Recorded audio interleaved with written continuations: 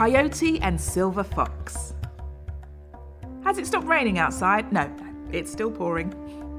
The children are becoming a little bit restless, but our storyteller, Hawa, knows how to help. Where will she take us today? Ah, yes, to Northern California in North America, where the Miwok people have their lands. Let's go inside and listen.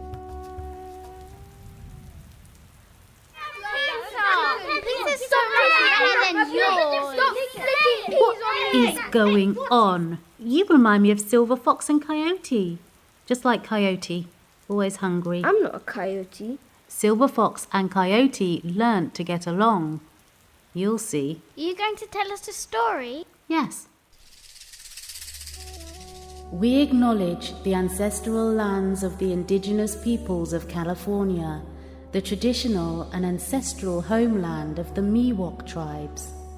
Let us recognize and respect the enduring relationship that exists between many indigenous peoples and their traditional homelands. We thank you for this story. In the beginning, Silver Fox was the only living being. There was no earth, only water. Silver Fox walked through the fog, feeling so very lonely. So she began to sing. So she sang, and then her wish came true. Out of the fog appeared Coyote. Oh, finally! Someone else is here. Well, I was just, wandering around. Why don't we wander around together? And so Silver Fox wasn't lonely anymore. She had Coyote to keep her company. Why don't we create something together? Like some lands. How will we do that? I sang and you appeared, so let's sing the earth. And so they sang and they sang and they danced and they sang some more.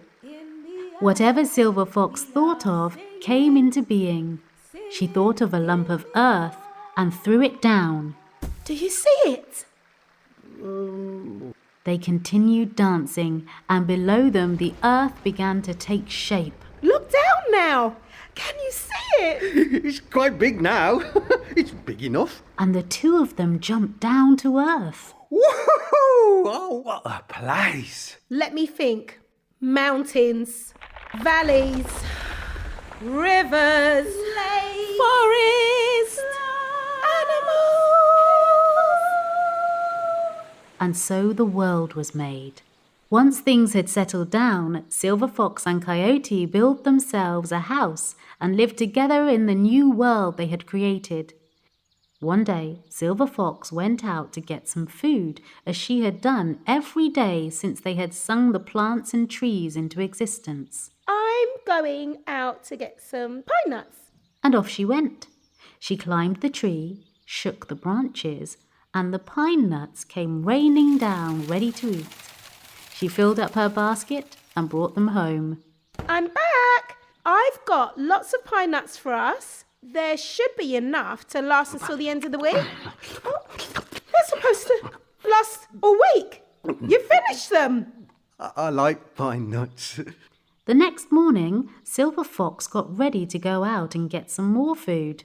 I'm going out to get some grouse. And off she went. She picked up the grouse and put them in her basket, looking forward to making dinner. Coyote, I'm home. I brought back some juicy grouse. I was thinking I would put them in a pot with some herbs Delicious. So tender. and vegetables. You've eaten everything. That was supposed to last us all week. I like grouse. Very tasty. Coyote ate all his share of the grouse, while Silver Fox ate only a little of hers and saved the rest for another day. The next day, Coyote didn't have anything to eat for breakfast. Silver Fox? Yes. How did you get those pine nuts? What you have to do is go to the pine tree, scrape away all the bushy bits, Right, yeah. climb up, right, yeah. shake the branch with your Got foot. Don't forget the basket. Yeah, right. Right. And off he went, into the pine forest. Climbed a tree, shook the branches, and down poured all the pine nuts. Coyote opened his mouth wide and gobbled up all the nuts and didn't put a single nut in the basket. Oh, there's another tree. Easy. Climb up the tree and... Ah! Coyote fell out of the tree and landed with a thump. He hobbled back to the house where Silver Fox was waiting. What happened to you? It wasn't my fault. The tree... Oh, just... dear. Here you go. Press this on your shoulder. Oh, yeah. I think I should go to bed and get some rest. The next morning, I feel so much better today. A bit peckish, though. Silver Fox, how did you get those grouse? I fancy a bit of grouse tonight. So what you've got to do is go to the tree, set fire to the bushy bit, sit with your back to the trunk, but do not look up. Then the grouse will... Yeah, right. Yeah, got it. Don't forget to take the basket. Oh, yeah, okay, yeah. So off went Coyote into the forest to get some grouse. He found a tree with a bushy part, lit the fire, and down came the grouse. He watched it roll around, grabbed it, and gobbled it up. He was still hungry. So, again, he found a tree, lit the fire, and waited, but this time, burning branches fell from the tree and scorched his tail. He ran back home, crying with pain. Oh, that hurts. What happened to you this time?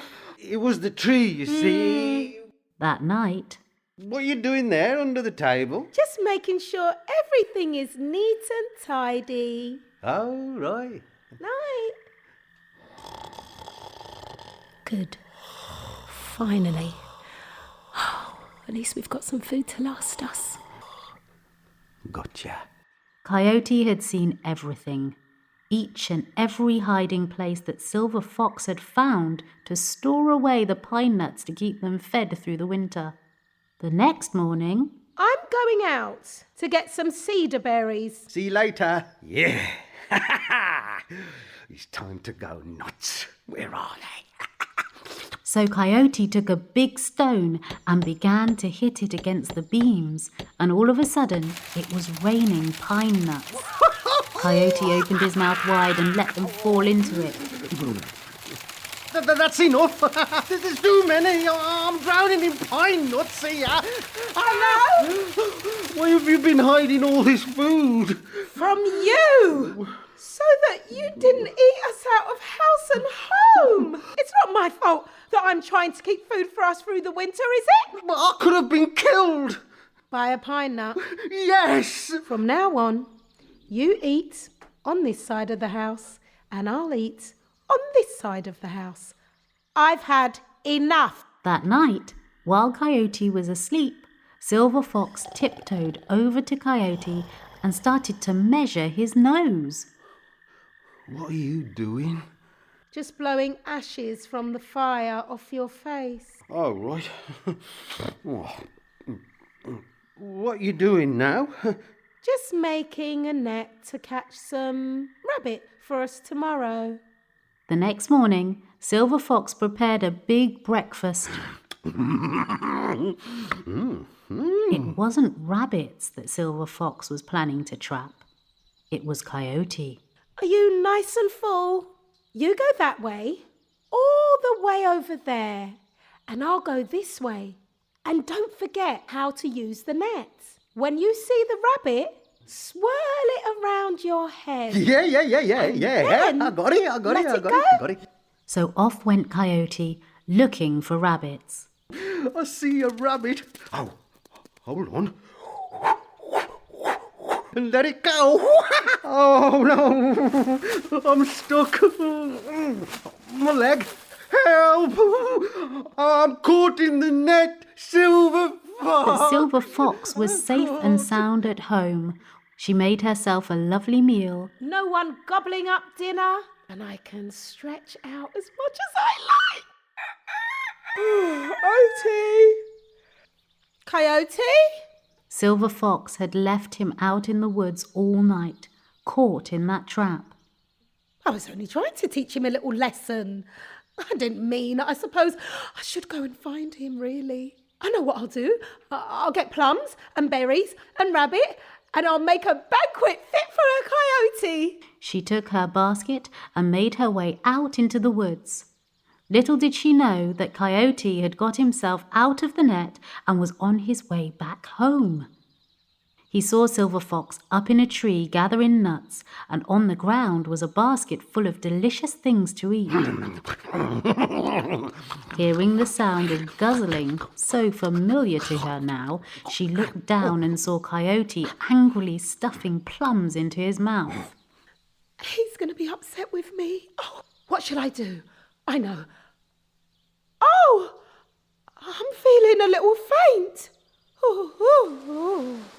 And down she fell from the tree, careful to find a cushioned bush to fall onto.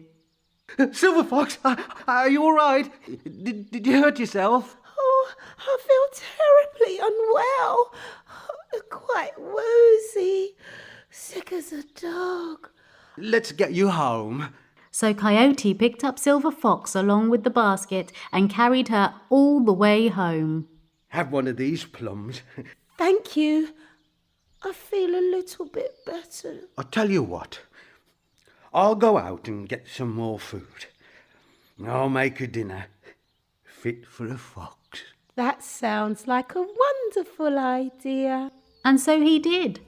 He went out and caught 2 big juicy rabbits, picked some roots and some herbs, and together they cooked, they ate, and they never argued again.